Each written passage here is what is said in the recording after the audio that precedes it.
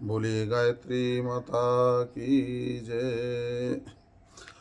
आइए गीता चिंतन में आज हम अध्याय 11 श्लोक नंबर 49, 50 और 51 का चिंतन करते हैं, जिसमें भगवान अर्जुन को भयभीत देख करके और कहते हैं कि हे अर्जुन, तुम्हें मेरे इस स्वरूप को देख करके ऐसे मूढ़ता भाव में नहीं जाना चाहिए।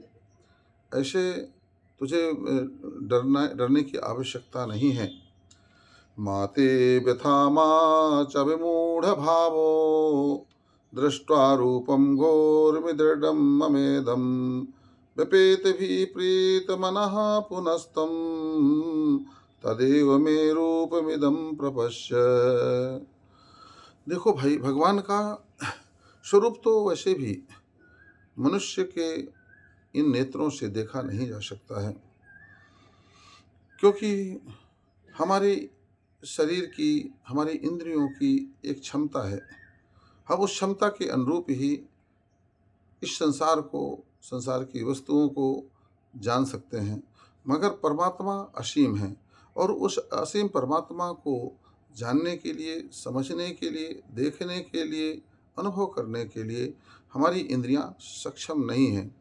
इसलिए जो है, हम वास्तव में भगवान के स्वरूप को नहीं ही जानते हैं और इसलिए हम अपने अनुरूप, अपनी मन के अनुरूप, अपनी भावना के अनुरूप, अपनी इंद्रियों के अनुरूप भगवान के उस स्वरूप का चित्रण अपने अंदर कर लेते हैं और हम सोचते हैं कि भगवान ऐसे ही होते हैं, और जब भगवान उसी स्वरूप में दर्शन देते हैं तभी हमें वह स्वरूप अच्छा लगता है, मन भावन होता है। मगर यहाँ पर तो आवश्यकता कुछ और थी। यहाँ तो भगवान अर्जुन के सारे भ्रमों को तोड़ना चाहते थे और वह यह सब दिखाना चाहते थे कि ये पूरा संसार, जो कुछ भी संसार में चल रहा है, जो भी बड़े बड़े कार्य हैं, जो भी धर्म और अधर्म है, उनको सबको संतुलित करने वाला मैं हूँ। और उसको भगवान ने अपने उस स्वरूप को दिखा दिया कि जिसमें अधर्म पर धर्म हावी हुआ दिखाई दिया, अधर्म मिटता हुआ दिखाई दिया, अधर्म जो है काल कबलित हुआ दिखाई दिया। तात्पर्य ये है कि अधर्मी कितना बड़ा भी क्यों ना हो, मगर फिर भी उस अपने अधर्म रूपी कर्म से ही वह काल कबलित होता है। और धर्म कितना छोटा भी क्यों ना दिखाई दे, मगर फिर भी धर्म की रक्षा भगवान स्वयं करते हैं। इसलिए सदा हमें धर्म के पथ पर चलना चाहिए और अधर्म से दूर होना चाहिए, अधर्म से बचना चाहिए और अधर्मियों से भी बचना चाहिए, ताकि हम उनसे से प्रभावित ना हो सकें। तो भगवान का कथन है कि अर्जुन, चलो अच्छा, अब तुम उस स्वरूप को देखकर भयभीत हुए हो, मगर तुम्हारा भ्रम दूर हुआ। अब मैं तुम्हें अपना सौम्य रूप दिखाता हूँ। और भगवान अपना चक्र सुदर्शन गदा पदम हाथ में लिए हुए आगे स्वरूप दिखाते हैं। तो उसको देख करके जो है संजय कहते हैं कि हे इत्यार्जुनं वासुदेवस्तथोक्त्वा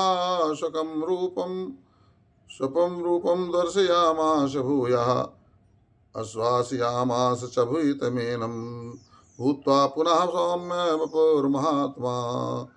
हे वासुदेव, भगवान अर्जुन के प्रति इस प्रकार कह करके और अपना सौम्य चतुर्भुज रूप शंख चक्र गदा पदम लिए हुए वह स्वरूप दिखलाया। तो श्री कृष्ण कृष्ण के सौमूर्ति को देख करके अर्जुन धैर्य को धारण किया, धीरज धारण किया और अर्जुन ने कहा, बोले प्रभु मुझे क्षमा करिएगा, मगर जो है अब मैं आपके इस स्वरूप को देख करके मुझे शांति मिली है, मेरे अंदर धैर्य आया है। हे प्रभु मुझे क्षमा करिएगा।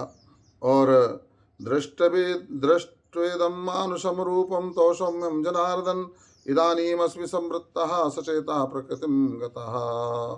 हे प्रभु, अब यह आपका अति शांत स्वरूप जो है, मुझे जो सबको प्रिय लगने वाला है, यह चतुर्भुज रूप देख करके अब मैं अपनी स्वाभाविक स्थिति को प्राप्त कर चुका हूँ।